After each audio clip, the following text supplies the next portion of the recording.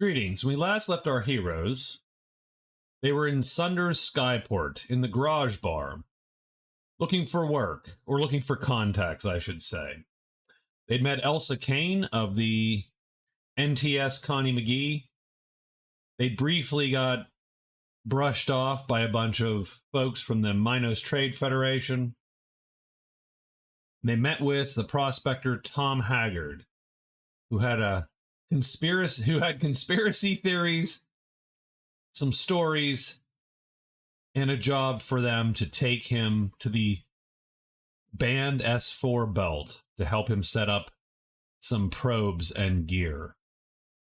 They were discussing whether or not to take the job when a bunch of spacers walked in, crew from the VRN Holler Kelso, Vesporans. As this is an imperial world, not an imperial world, but none of the worlds in Sunder province are imperial at this point. But as this is an imperial sympathetic world, these guys aren't particularly welcome, though certainly they would be in and out of here. Trading, the Alzir's alliance does not want to antagonize Vesper yet. And so they would certainly buy and sell from Vesporan traders. But walking into a bar is a little bit of a message there. And I do think that it does get quiet, and folks are a little bit more tense, right?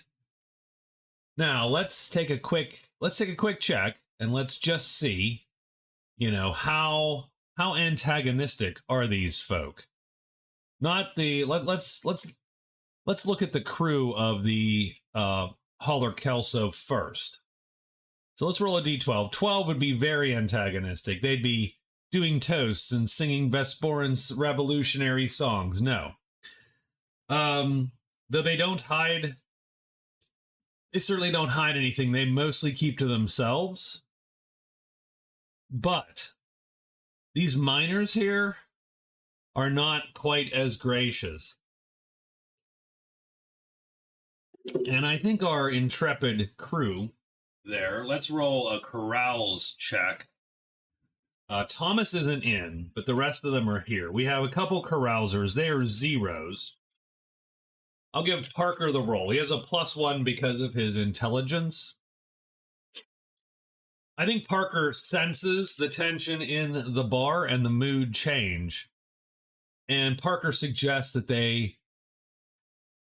don't think any of them particularly want to get into any hassles one way or the other, right? Even though there's probably a dozen miners versus 6 of these crew. I don't think I think they want no part of it. So I think Parker and the boys and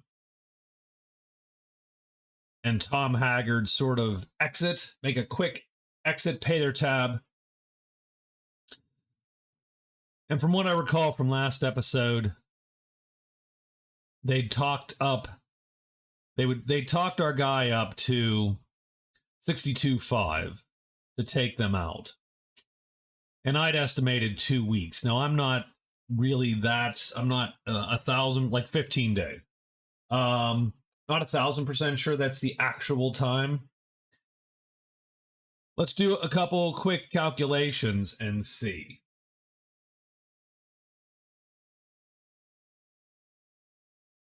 So I'm going to say that the group tells Tom Haggard that they will contact him. So they get his contact information in the port, right? Like a phone number or whatever, effectively. And then they go and they talk about it. And Zach's like, I'm not sure. And Parker is like, don't worry, I got you, Captain. Let's talk about this. And I think Zach is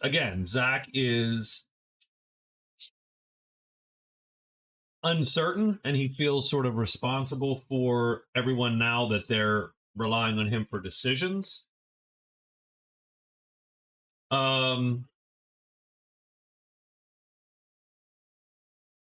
but he doesn't have most of the ship knowledge that he would need to actually fulfill the duties of a captain. So his crewmates will, will hopefully fill in. And Parker's the astrogator. So he's like, look, this is what so if we're to get out there, so this is what it looks like. We'll say that I don't know how they got this information from.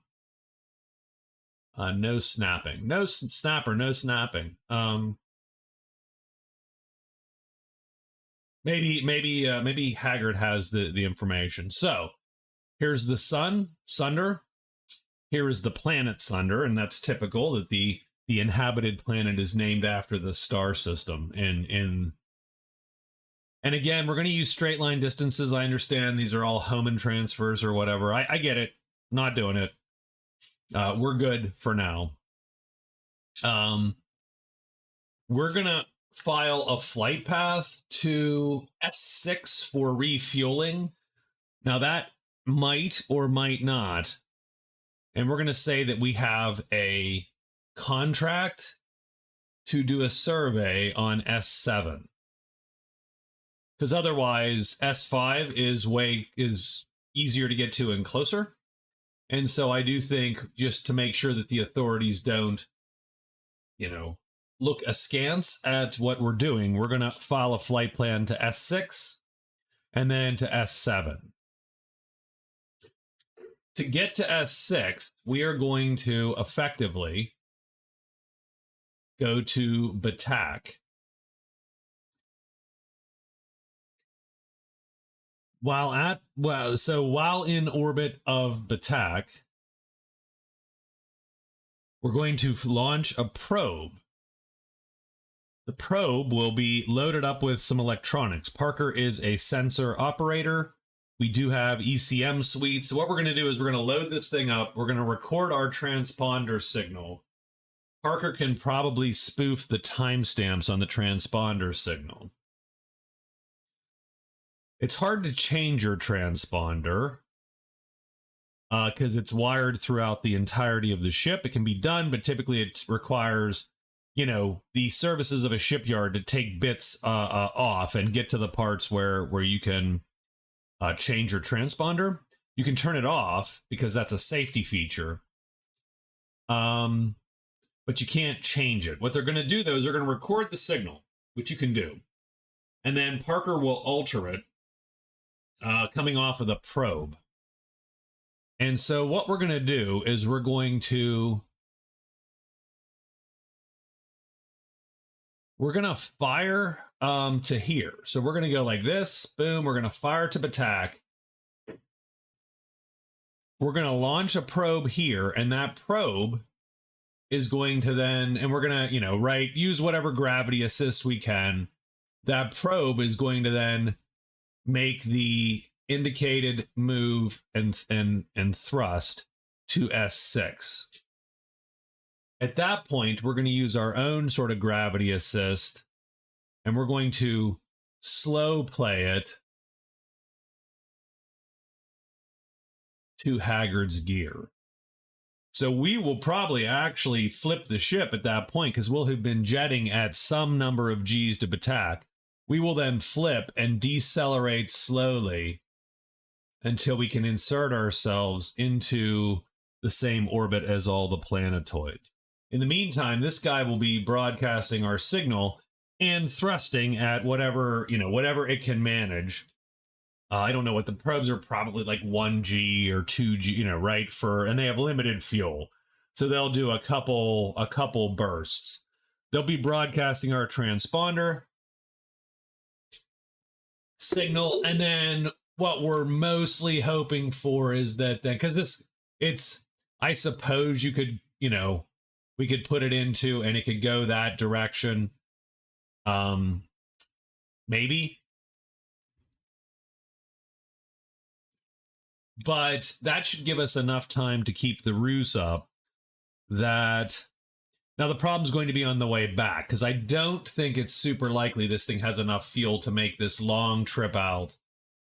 Maybe burn again right here, and then start and then get its way back. Maybe you could, don't know.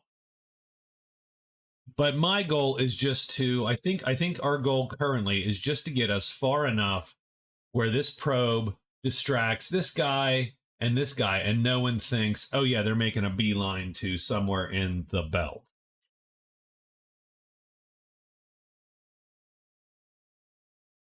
So we insert here, find the gear.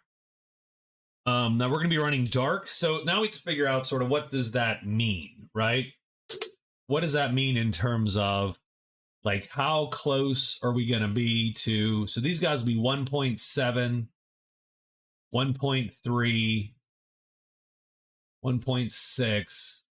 So probably 1.3 AU is as close as we'll get to these guys. That is about, so that's 150 million each, or 150 million kilometers.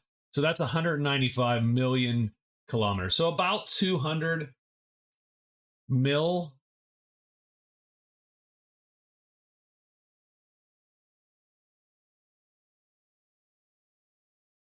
That puts their sensors at somewhere in this range, the near to far range. We're going to say minus 40.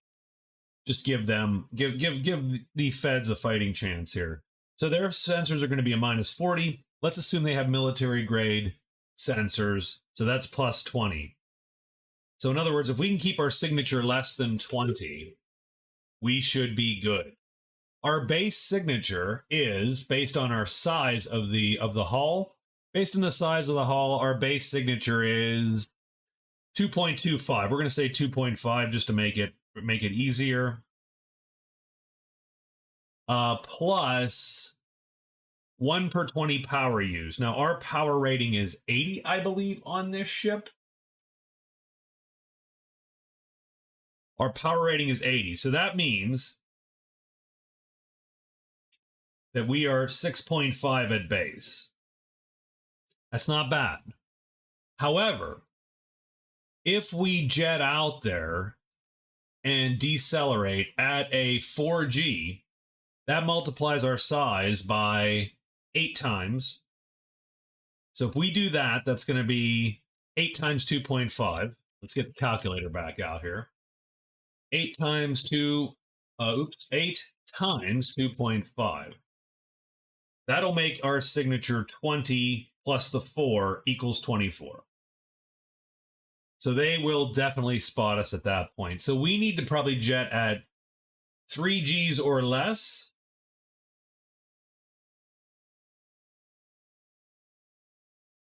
Oh no, it's 20 plus the original 2.5, so it'd be 22.5. So let's say 3 Gs. So 5.2 times 2.5 equals 13. Plus the original 2.5 plus 4 equals, that's bad, 19.5. So about, if we keep it less than 3G, we keep it less than 3Gs, we should mostly be okay. Especially because we'll be running dark, as it were. Like, we won't be using all the power. You don't save the primer. Well, I might need the primer anyway, so let's keep that in mind. So, okay, so let's see how long this trip's going to take us then. If we do 4 Gs to Batak, that's 1.4 AU at 4 Gs. I know it's scintillating. 1.4 AU. Calculator again. 1.4 times 150. That's about 210. That is. We'll give it a little bit. So 55.6 times 2 squared equals, so it's about 78. We'll give it 80 hours. So it's about 80 hours. but that's divided by 2 because it's 4Gs. So to Batak, I'm clocking in about 40 hours. Let's write that 40. So from here to here is 40 hours. Let's add an hour to, plus 1 hour, plus 2 hours to make the whatever moves we need to make at Batak and get that thing pushed out of there, right? So we get the probe out and set up. And then at 3Gs, this last leg here is about 1.1. So that's 165 millimeters, or million kilometers, sorry. 165. Let's look at the primer again. 165. It's about 70 some hours again, divided by 2. Nope, not divided by 2. Okay, it's divided by square root of 3. Okay, give me a second. I'm going to say it's 74 based on this guy. So calculator. So it's about, let's call it 74-ish hours divided by 3 square root equals 42 more hours. It's about 80, well, we're going to call it 84 hours with the maneuver trying to keep quiet. So 84 hours, oops, clear. 84 divided by 24 is 3.5 days out. 3.5 days. So it's 3.5 days to get there.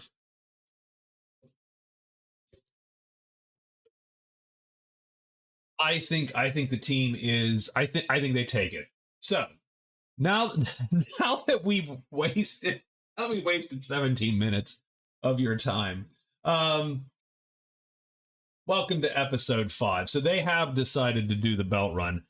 What was I going to do if they didn't decide to do the belt run?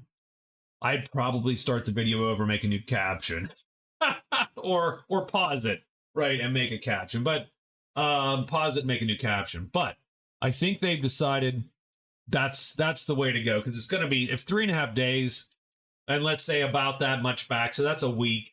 That gives them 7 days. That gives them 7 days to putz around there, and even that, then they make half of their debt or their mortgage payment in half the time they have to do it. I like that. I think that's a good odds. And so they call Tom Haggard tomorrow, and they're ready to get on underway. So, so I did say 30 days for them. So I'm gonna change that guy, 30 days. And we do need a date, an honest to goodness date. So day 100.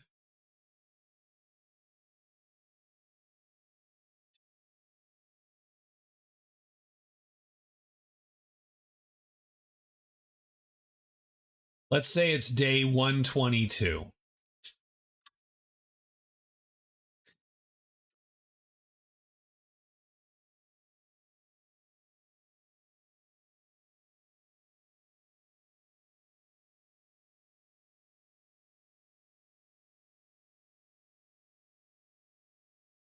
We get out of the bar before trouble starts.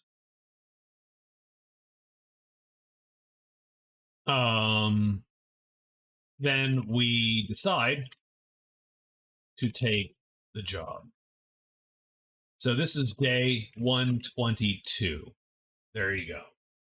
Now, here's a question for you. So here's a question for the Oracles. What, did a fight break out at the garage bar? Yes, it did. Oh my gosh, it broke out at the garage bar. Multiple people were arrested or being detained for drunken, disorderly conduct. Of course, most of the minors got slaps in the wrist, and a couple members of the Hauler Kelso are being detained because no one likes those guys. So there you go. So I'm putting that in the game notes, damn it. Watching the news. Oh, whoa. Hey, buddy. Hey, sorry about that. Watching the news. See that. So there you go. Watching the news, we see the garage bar broke out into a fight. Multiple people were arrested. Several crew members of the VRN Haller Kelso are being detained. They'll likely be released, of course. They're just trying to dink with the captain a little bit and throw his schedule off kilter. That's probably it. We meet with Tom and take the job. Everybody is going to probably go back, right? Go there. So I think he is mostly ready, but he's got to get his gear on board. So we're going to load his gear. File the flight plan and leave tomorrow. There you go. Done.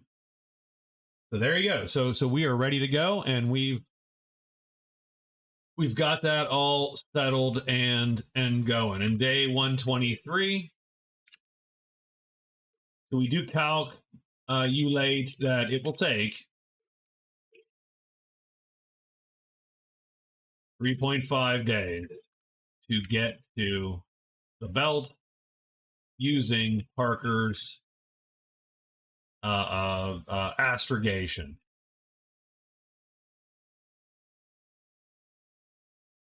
So we're going to do a couple things. We are going to roll that astrogation. So we're going to roll a couple things. So the first thing we're going to, I think, check is maybe on like a 12 only that our minor friend here, someone is paying attention to his movements and they've taken note that he is getting ready to do a thing. But I don't know, maybe 11 or 12, maybe 1 in 6, right? 11 or 12, no. So I'm going to say good. No one, he's acting discreetly, and it's not like, whatever, the government or his fellow prospectors or someone, right, is following him. We'd have had to have figured that out. So we're going to get all the gear loaded. The second thing is we do need to roll astrogation. I think Parker gets a +3. This isn't super complicated to do. So, just to make sure that we get the plot right, and essentially come to quote unquote rest with regards to S4 here, at the correct spot where Tom Haggard is pointing us. 11. So absolutely perfect. So we have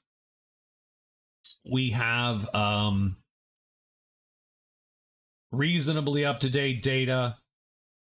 Tom Haggard knows where his gear is. He's marked whatever it is, A, and all these asteroids are tagged with goofy long strings of characters, but that's where it is. And we know it, and he knows where it is, and we can lock in and get ourselves there. The next thing is to check the sensors. So I think that's going to be Parker also. Although we could have Thomas do it. Either one of them is going to be about the same. And he's going to load up our sensors with the wild weasel, effectively, the fake transponder. So this also is a roll, and we do get a +2 here because of education and int and our skill and education. 6, not as good. Interesting. We're not going to know that, frankly. So there's going to be something wrong. So probably the timestamps, the spoofing the timestamps.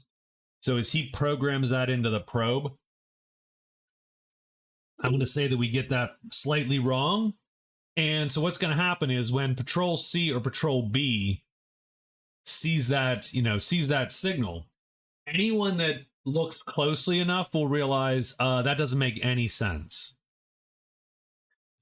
there's probably some kind of checksum sort of thing that goes, and essentially you have to, right, because you don't want people actually spoofing these signals as a rule,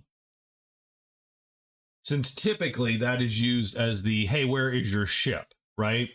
Just a quick, right, if they're not scanning that part of space, but they see your transponder signal, they're not really, they're not trying to have their sensor operator lock in on your trails or your heat sense signatures or whatever. They're just like, oh, there's the right, they're pinging us with their transponder. Perfect. I'm going to say it's not going to be immediately apparent, in the sense that it's not going to be just, oh my God, that's wrong, red alert. What's going to be is that if anyone actually pays any attention whatsoever, which will just be a random roll at that point, probably even a 50-50, they will know something's up when they get that transponder signal. They'll be like, sir, right? And they'll hand it up to their captain there, and their captain will be like, yeah, we need to go check that out because that makes no sense. And then we'll make a bunch of rolls for patrol boat, probably C is my guess, but maybe B. C is more likely to see the be looking at the probe.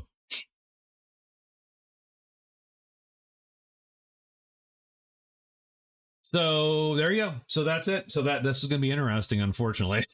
I was hoping for a milk run again. God damn it. Every time we think. So, day 123, we're going to take off. We're going to lift off with Tom and his stuff on board the Badger. And the Badger makes a 4G burn out to get to the vicinity of Batak, in which case we are going to... Batak is tiny. Batak is tiny. It has a Class E starport, so literally like a landing pad and maybe fuel, right? They might have telemetry from these the domed habitats, the Sunder Research Institute. They probably don't. It's a thick storm. No, you know what? They have no visibility. So,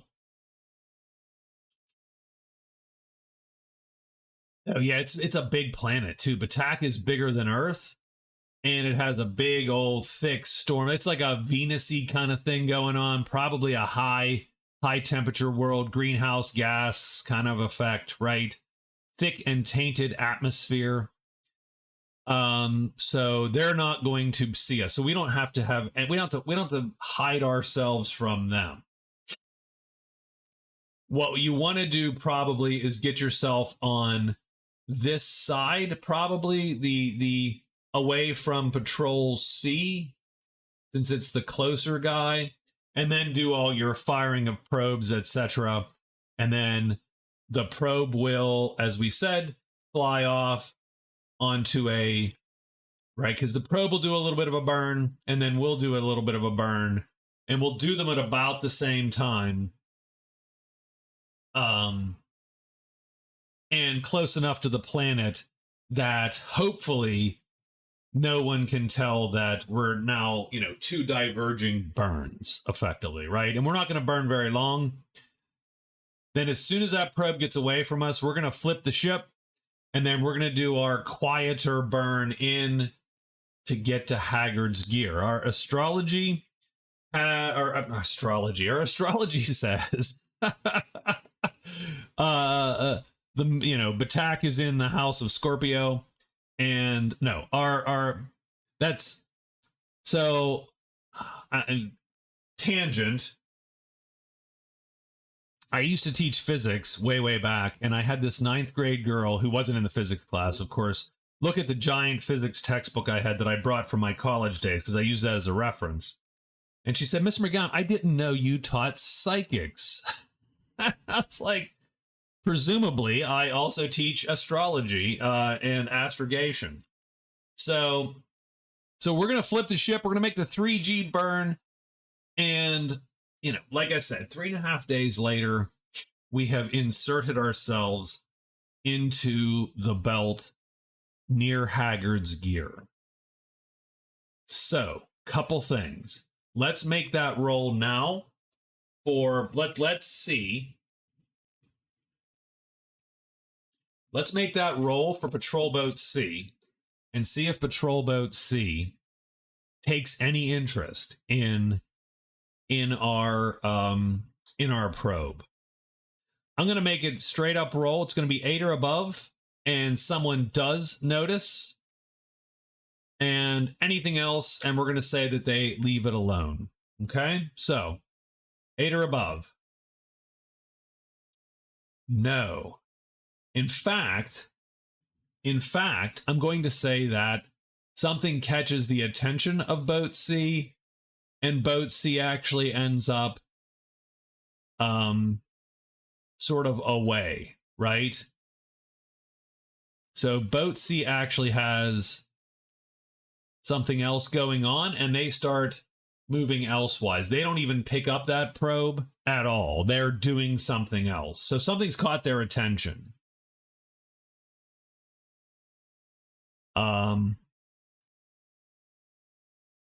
Okay, so we plan to use a probe with the sensors to mimic our transponder signal. Thomas botches it. However, the patrol boat is busy elsewhere, and we make it to the belt in 3.5 days. We're going to round that up. Day 127. So let's make some sensor checks to see if we can. Now, we're not going to use active sensors, obviously. At that point, we're going to use passive. Let's detect. So we are using our sensors here to detect. We should be close enough. I'm just going to say it's a relatively easy roll. We get a +2 on this, 9, 10, 11. And so, yes, there is a very faint, very weak signal coming off of Haggard's gear. And we can sort of slowly, let's make a piloting check for from Lars, I believe. Yeah, Lars is on pilot at the moment.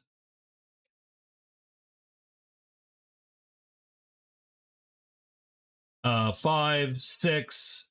This is fairly routine right now.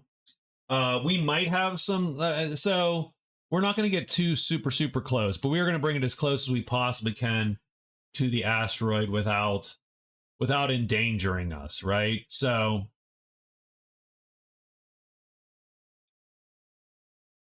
there's some footage from our asteroid. Oh, we left belt run up for how long? Jesus. Okay. Definitely professional videos.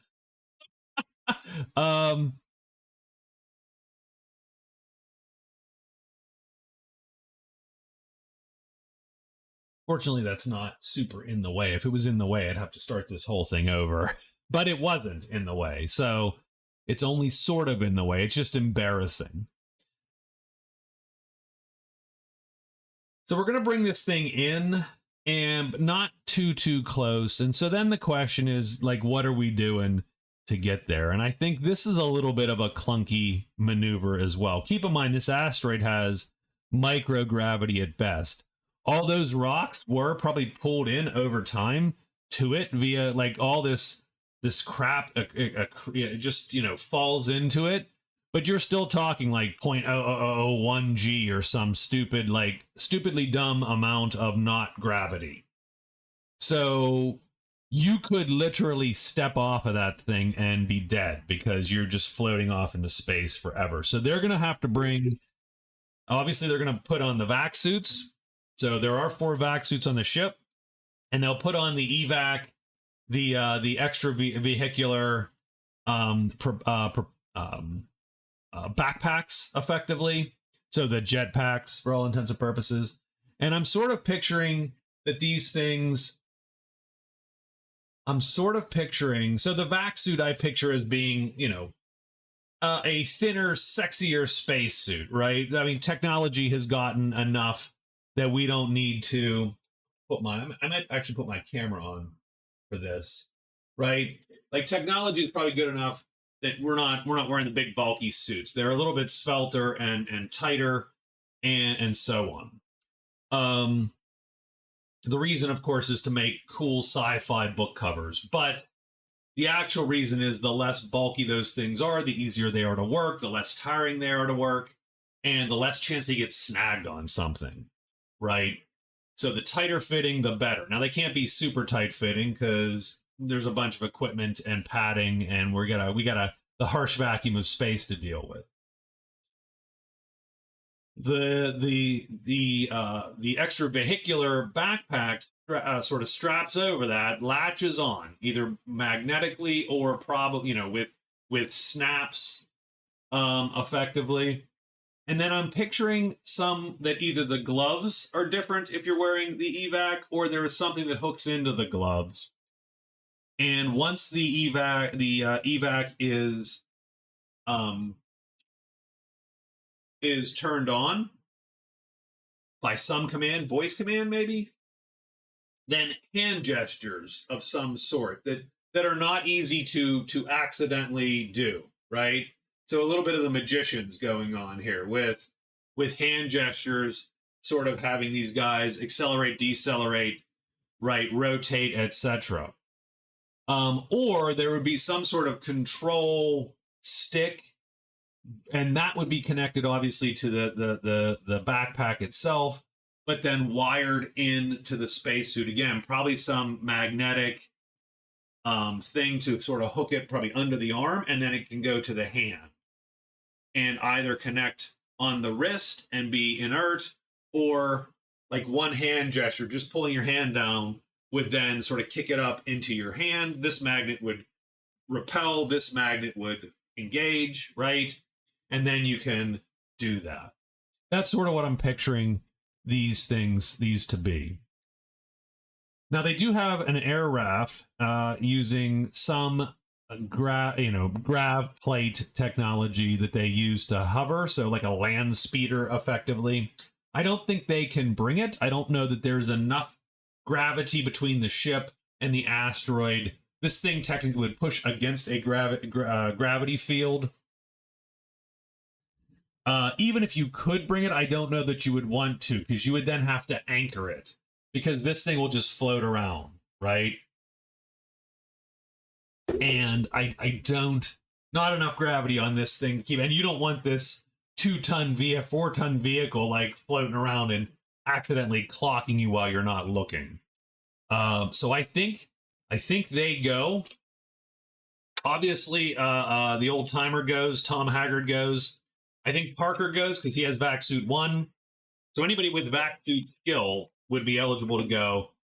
I think Zach can go, although technically he shouldn't go.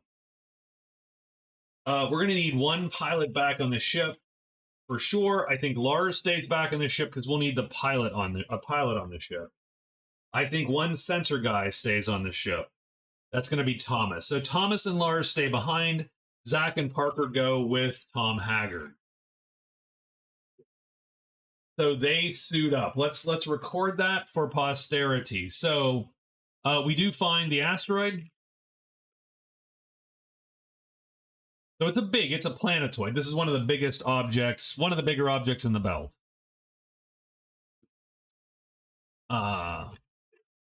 Microgravity. So dangerous.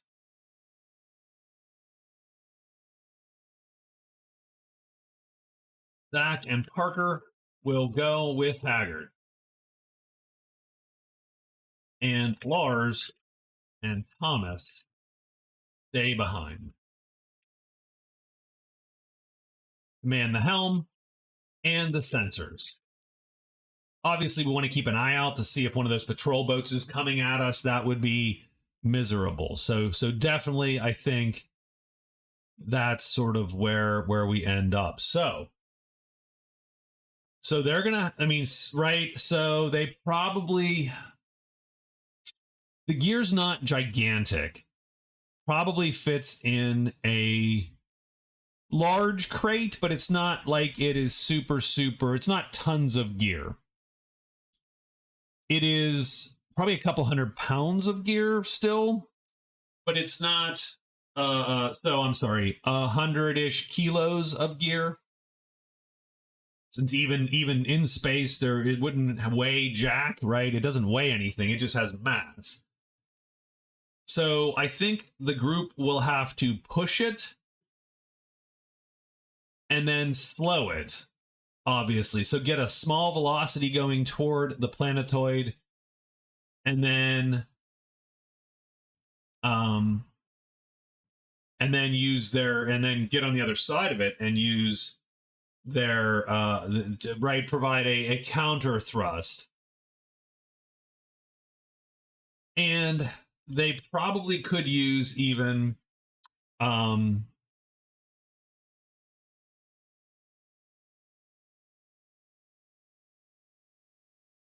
I think they're probably okay with 3 of them that are skilled in vac suit. Haggard is skilled in vac suit as well. I think on a mishap, yeah, you might. The problem would be something like, right? The problem would be that, either you guys don't coordinate very well, you don't coordinate, or maybe you have one person thrust it and another guy behind, or 2 people behind it, or on the other side of it to slow it down. What you don't want is, you don't want someone on the asteroid side of this thing not being able to slow it down in time, and then getting hit with this at some velocity, because it's still momentum, it's still going to hurt you potentially. So ideally we would want to get this thing to a very, very, very slow fall to the planetoid, and then be able to stop it with a combination of our legs, our arms, and the push of the vac suit. So we will make a vac suit check for our guys. This will probably be a dex check. We'll let Parker do the honors, although Haggard is the more experienced of them, so we'll let him do the honors, and he's a +3 on these suits. So we're going to let him roll. This is a fairly standard maneuver. It'll be a difficulty 8 though check, and he does make it. And so these guys sort of slowly jet down. And you know what? We can go get their bits. We can get their bits, right? We can. So not the scavs. The scavs aren't here, for crying out loud. So we got Parker and Zach are down with our guy. So we're going to copy these bad boys. Let's copy them. And let's paste them. No, we didn't. I have no idea where they ended up.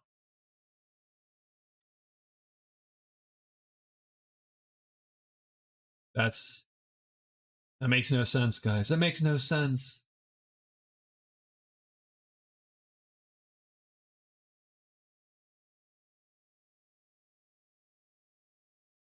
Every so often, Roll20 does get you a little bit clunky, I feel.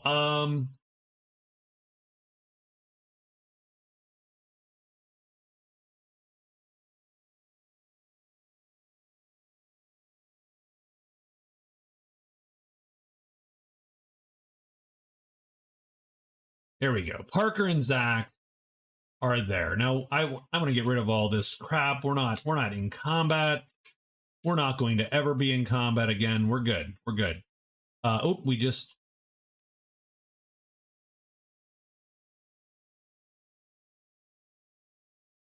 Okay. Give me a second. There you go. Those are our guys down in the asteroid. Tom, Zach, Parker, and Tom Haggard.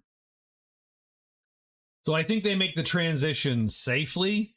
I think they are down on the asteroid surface. Again, you got to be a little bit careful, because you got nothing. There is effectively no gravity. Don't run. You don't jump. Everything is a little bit of a jump. So even moving probably requires a little bit of thrust down, down thrust effectively, to keep you on the planet, on the planetoid.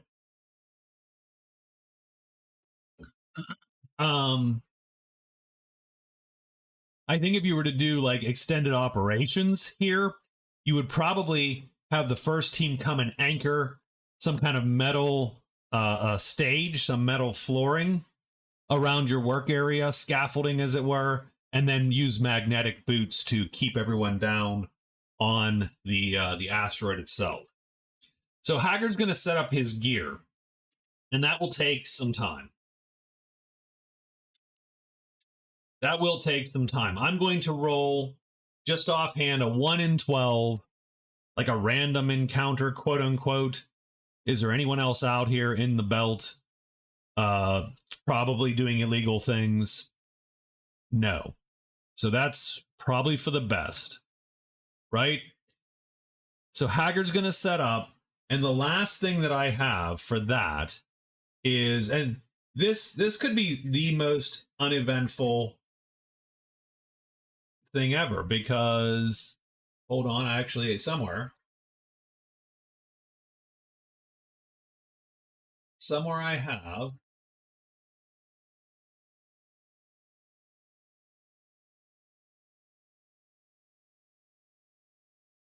all right, I got it. So what we're going to do is we're going to let him do his thing, and we're going to determine. So Haggard. So there you go. So Haggard sets up the sensors.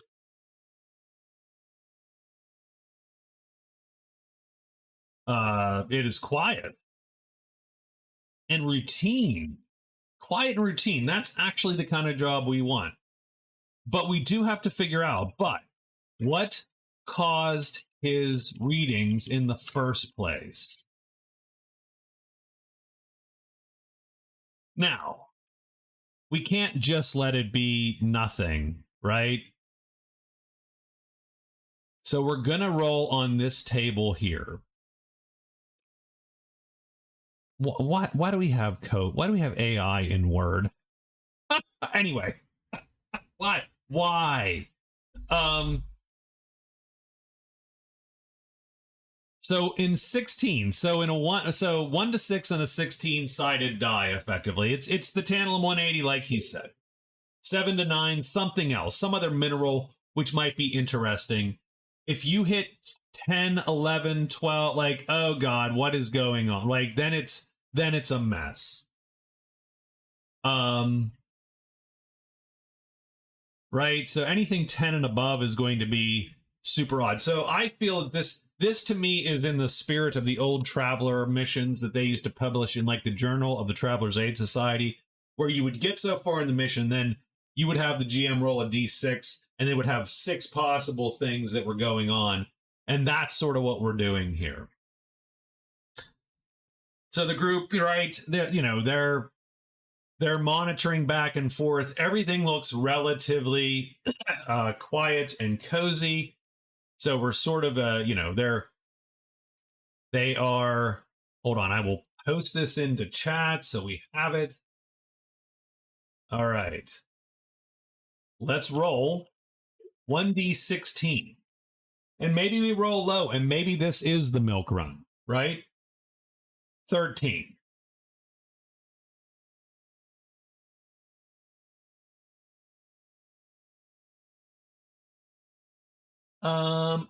Some other unique resource.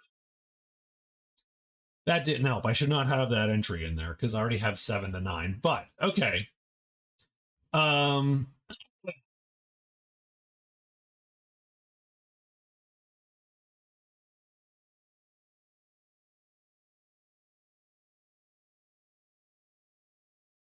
then we would get a 1. Yeah. So okay. So tantalum 180. It's not tantalum 180. So, but it is some unique rare mineral resource. I'm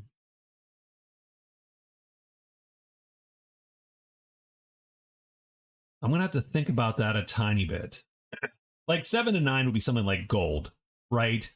Or silver, or, some mineral which is useful. Like gold would be useful because it's used all over in electronics and stuff, but it's not that big a deal. This is a pretty big deal, whatever this is. I just don't know what it might be, right? Um,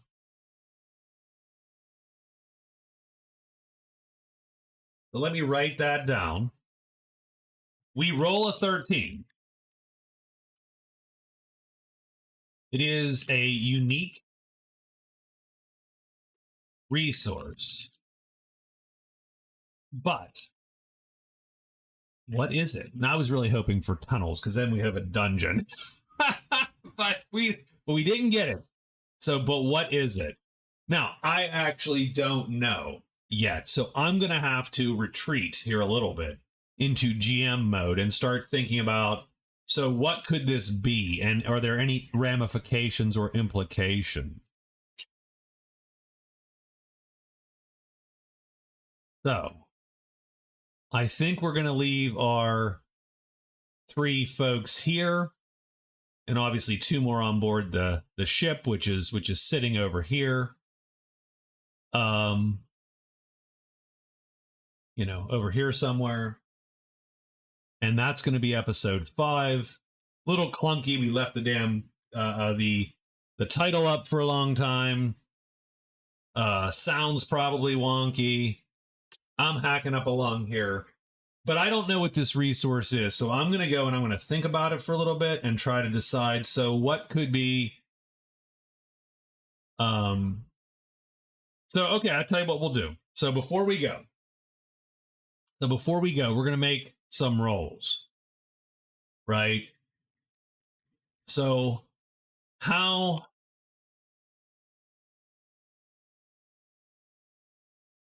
valuable outright is it? It's going to be valuable no matter what. 2, but it's not as valuable. So how valuable? We rolled a 2. So not as valuable as T180. No, not at all. Still has value, but maybe hard to sell or cost a ton to extract, or just isn't as useful. But it is unique. So or unique-ish, right? How dangerous? Roll on danger. 2, not very dangerous. So I was thinking it was this radioactive or some shit. And the answer is no, it's not dangerous. Oops, sorry.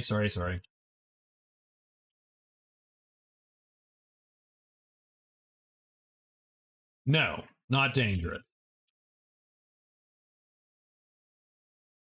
Okay. Easy to extract.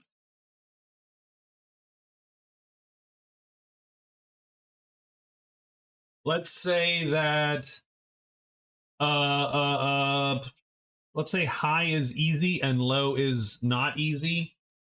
It is reasonably easy to extract.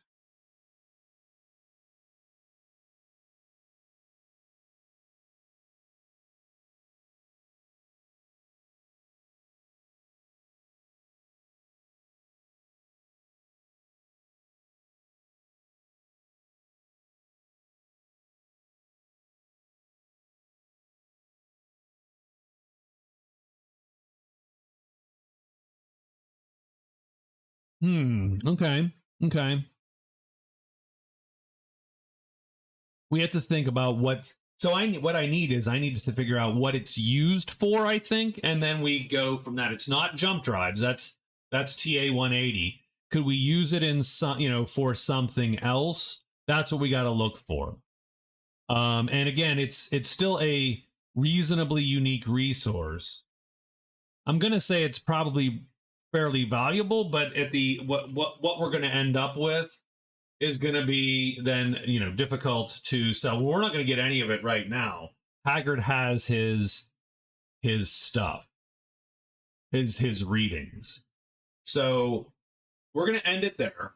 I'm going to go back and think about this and think about what's going on, and we'll make the GM's call here. I'll look up materials and stuff and start putzing around.